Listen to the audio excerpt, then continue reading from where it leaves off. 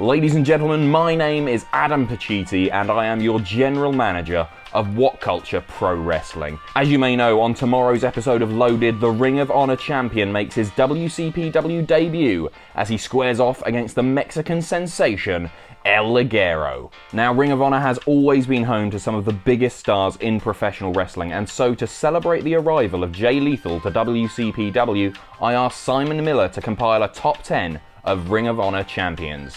Over to you, Simon. Number 10. Loki. Loki gets a special mention on this list for being the first ever Ring of Honor champion.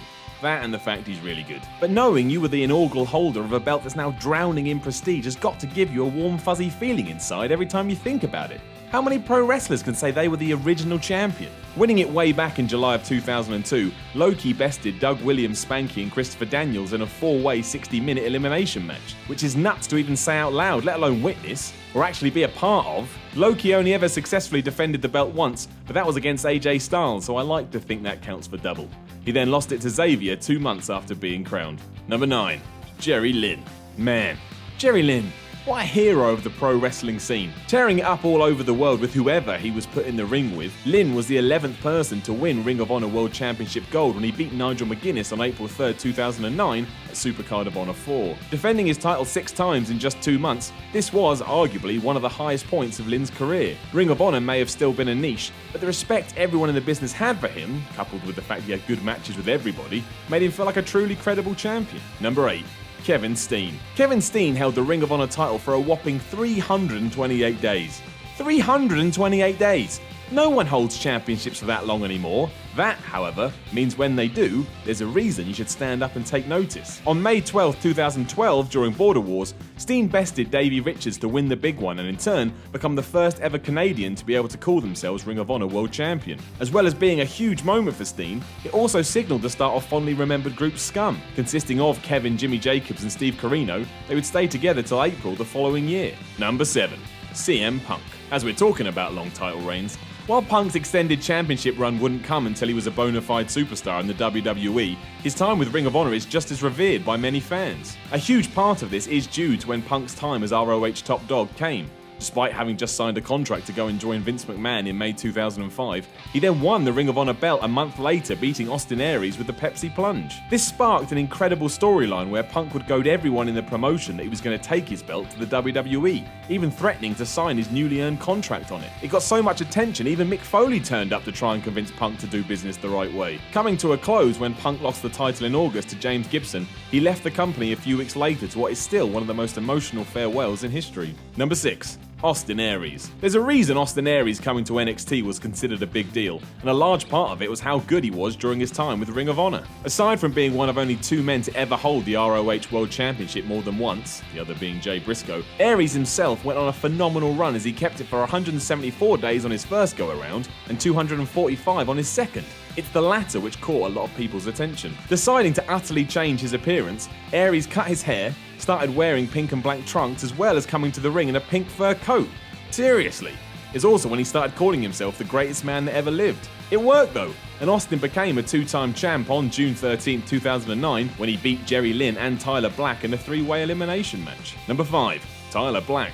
And on the subject of Tyler Black, now one of the WWE's best under the guise of Seth Rollins, Black was stealing ROH shows left, right and centre in 2009, including that year's Final Battle, which was also the promotion's first ever pay-per-view, where he went to a 60-minute draw against then-champ Austin Aries. Using this tie as a way to build interest for the rematch, a panel was set up that would almost act like point-scoring judges should the same outcome repeat itself.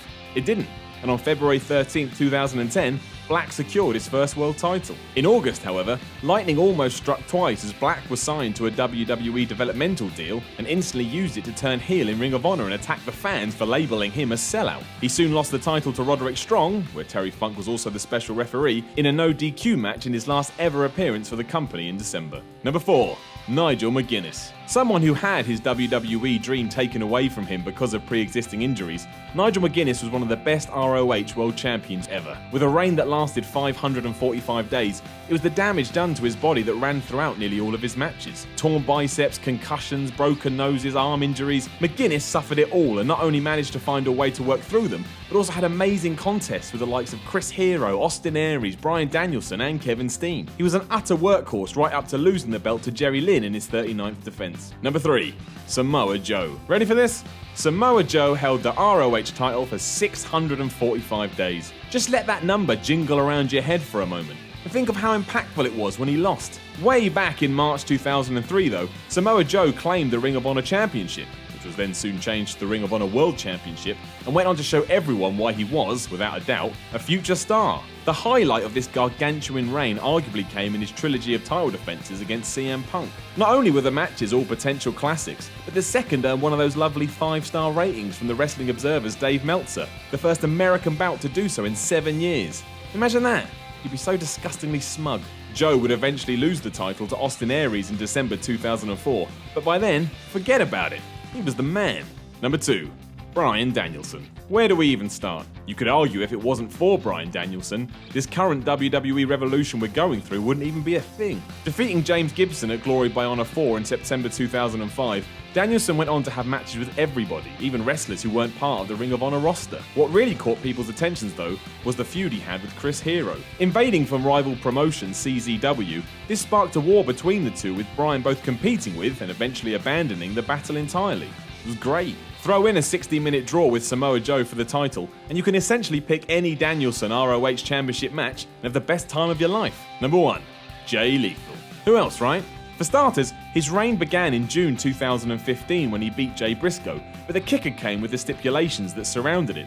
For well over a year, Lethal had been Ring of Honor's TV champion, constantly claiming that his title was more important than the World Championship. He took the idea so far, he debuted a new belt but dropped the word TV from the name. The whole thing was excellent and a masterclass in how to make a title mean something. When he finally got his shot at the actual world champion, it was a winner-take-all match, Lethal walking away as a double holder. While he would eventually lose the TV championship to Roderick Strong, he remains in possession of his world title and is having incredible matches every time you see him on TV. And when you're not, no one has done more to elevate themselves over the last 2 years than Jay Lethal. You can quote me on that. Now it's time to argue about this list in the comments below, and while you do that, don't forget to like, share and subscribe. Then come and tell me how I'm wrong over on Twitter at SimonMeller316. I'm Simon from WhatCulture, and I'll admit it, I think Jay Lethal is the man.